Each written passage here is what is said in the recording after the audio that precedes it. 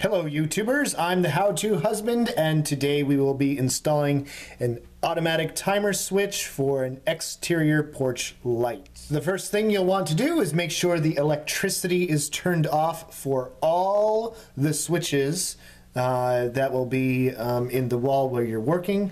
We have 3 separate lights here, one for the porch, one for the hall, and one for the living room. So the easiest way to do this is to turn on all the lights and go down, turn off the breakers. When all the lights are off, you know the electricity is off. Okay, so the power is off. I usually give a double check, checking the switches just to make sure that no one happened to flip the switch while I was not in the room. And you'll see on this particular receptacle, we've already installed previously the insulation around the switches, which we discussed in another video.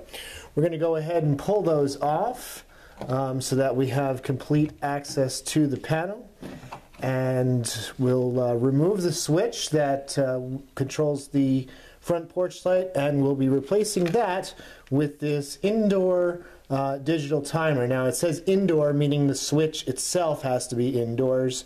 However, it can control exterior lights. Now that you have your old switch removed, you'll want to make sure that the wires have nice straight ends, because you'll be using wire nuts to connect it to the new switch. You have a grounding wire which will connect to the green wire on the switch. You have a black wire, which is the line wire, that is the controlling wire for the light, which you'll connect to the black wire on your switch. And then you have your load wire, which can either be red or white, and you'll be connecting that to the blue wire on your switch. So you'll go ahead and line up the wires on each one and put your wire nuts securely over them. I should mention that not all wiring will have the ground wire, so sometimes there's a screw in the box, or it is a metal box, and you can simply attach your ground wire from the switch to that.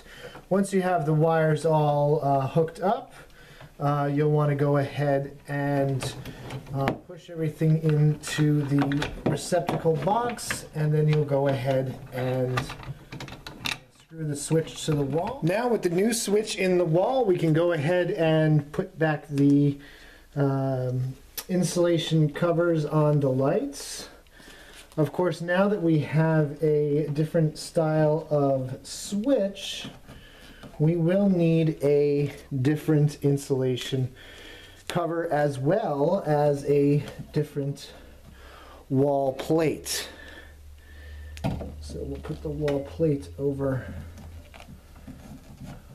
that to get everything nice and secure. We'll go ahead and put the new wall plate on and turn the power on.